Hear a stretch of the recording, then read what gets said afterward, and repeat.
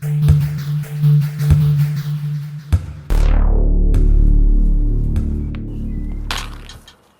everyone, the Snowman here, and it's a busy time of the tennis season, right in the thick of the summer hardcourt swing, both the men and the women in Canada right now for the Rogers Cup, and then another Masters 1000/Premier 5 event next week in Cincinnati, the Western and Southern Open. And that's what I want to talk about today. If you watched one of my preview videos before on tennis, normally I would include the draw in my preview videos, but today a little bit different for Cincinnati. Since I'm actually going on a family trip, I will not be here in the Snowman Studios when the draw comes out. I'm doing this a day earlier. It is Thursday right now. So I'm just going to look at 5 headlines or burning questions that I have heading into Cincinnati, and I'll be looking at the men's field today. It is a Masters 1000 event. Then they have 1 week off, and then it's the U.S. Open just in a few weeks' time. So this is the summer hardcourt swing, and right now we're going to take a look at some of the ATP headlines heading into the Western and Southern Open. And my first question heading into Cincinnati, will Nick Kyrgios be able to produce more magic? If you know anything about the eccentric Australian, you know that Kyrgios is coming off his second title of the season, just won the City Open in Washington, D.C., another 500 title, his second of the year, and that was his 6th overall title for Kyrgios. He beat Daniil Medvedev in the final.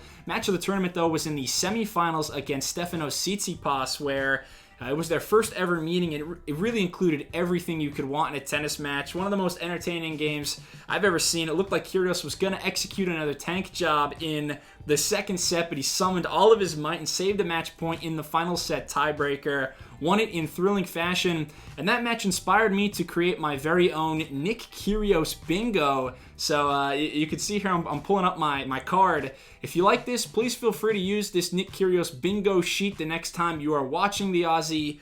Some of my favorite things on this list: the towel in the mouth, asking for a fan's help on match point where he should serve. We saw him do that not one, not twice, but 3 times in DC, going to the fans for some advice. The front-facing tweener is a definite in Nick Kyrgios matches. I love when he sprints to the chair during changeovers. He just does so many funny things. The commentators almost always mention in Kyrgios matches that he still is one of the only major players without a coach. And how about when he hand-delivered Stefanos Tsitsipas his shoes when he had a little shoelace malfunction, got them from his dad, and carried them over to Tsitsipas. Kyrgios is just he's an entertainer, so please, use this bingo card at your own discretion. But nevertheless, Kyrgios is having a solid season. He's 5-1 against top 10 players this year.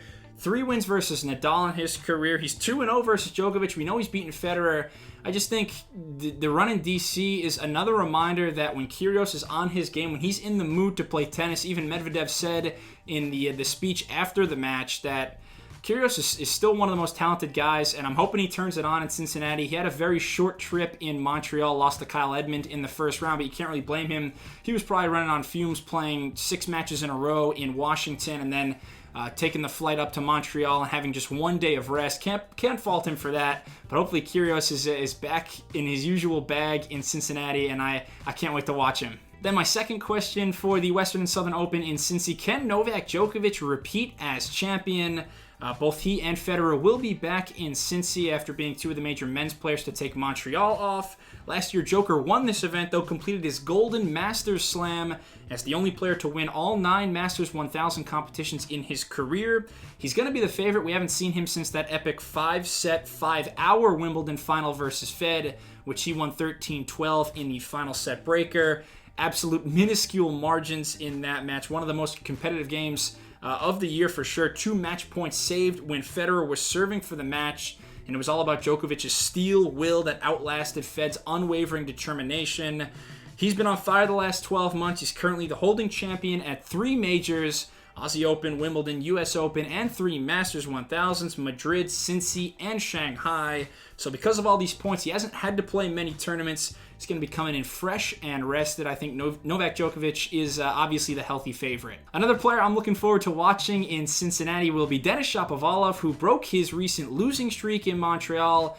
Coming into his home tournament, he was on a 5-match losing skid, including first-round exits at Roland Garros and Wimbledon. He was just 2-10 since making the semifinals in Miami all the way back in March. But we know he loves Montreal. That was where he kind of of became a household name back in 2017 as an 18-year-old when he took out Juan Martín del Potro and the number 1 seed there, Rafa Nadal. Finally got another win, though, this week. Beat Pierre-Yves Herbert in Montreal.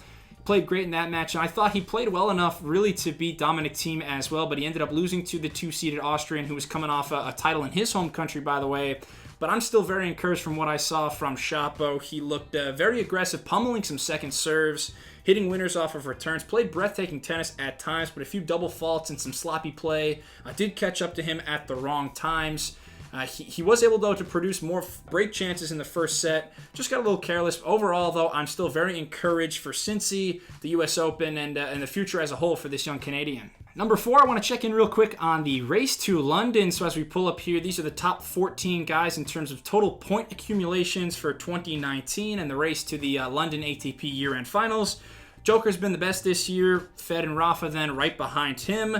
I'm sure no one is surprised then to see Dominic Thiem, Tsitsipas, and Kei Nishikori have all been having great years. In my eyes, though, the last 2 spots are going to be up for grabs during these last couple months of the season. No Delpo or Kevin Anderson on this list because of injury-plagued seasons. Also, Marin Cilic and Stan Wawrinka a little bit further down on this list. I would say Sasha Zverev at number 10 definitely sneaks in the top 8, and he would make the ATP finals. It's been a down year by his standards. Just one title in Geneva, and then a first-round exit at Wimbledon, but he's still 29-15 and counting in this year. I think because a guy like Tsitsipas has had such an outstanding year, someone younger than Zverev. Now everyone's kind of on that bandwagon. People are acting like the sky is falling with Alexander, but he's still right where he needs to be. I think, I expect him to win multiple Grand Slams in his career. People need to pump the brakes with the criticism there. He'll be just fine in my opinion. And then for the 8th spot, could go to Felix Auger-Aliassime. If not him, there's a few intriguing names just off of this list. I could see Milos Raonic certainly winning a big event and vaulting up the rankings if he can stay healthy. I'd also say Gael Monfils at 16 can make the finals as well. All right, my final point for today. Happy 38th birthday to Roger Federer. It is August 8th today. Fed, the ageless wonder, doing so many things, breaking age records left and right. And for Fed, it's been another fantastic year. He's 38-5 overall, 3 titles in Dubai, Miami, and Halle. 2 more finals then in Indian Wells and Wimbledon. My big question for Fed, there's 2 records he doesn't have yet. Jimmy Connors still has more total match wins and more titles. He's almost certainly going to get to the match wins record. I think he's about 50 away. But do you think Fed catches Jimmy Connors for titles? Fed right now at 102. Jimmy's got 109. He's still going to have to go strong for another couple of years or so, but I think he's got an excellent chance to break both of those records, and I just wanted to send my heartfelt wishes, the happiest of birthdays, to the GOAT. All right, again, I apologize for not having the draw for Cincinnati. Normally I would, but just my schedule's a little weird this week. For the U.S. Open, though, I will definitely have the draw previews for both the men's side and the women's field, so be sure to check that out as well in a couple of weeks. But thank you so much for watching this Cincy video. If you enjoyed it, please subscribe to the Snowman Sports Media. Give me a thumbs up, and thanks a lot. Cheers.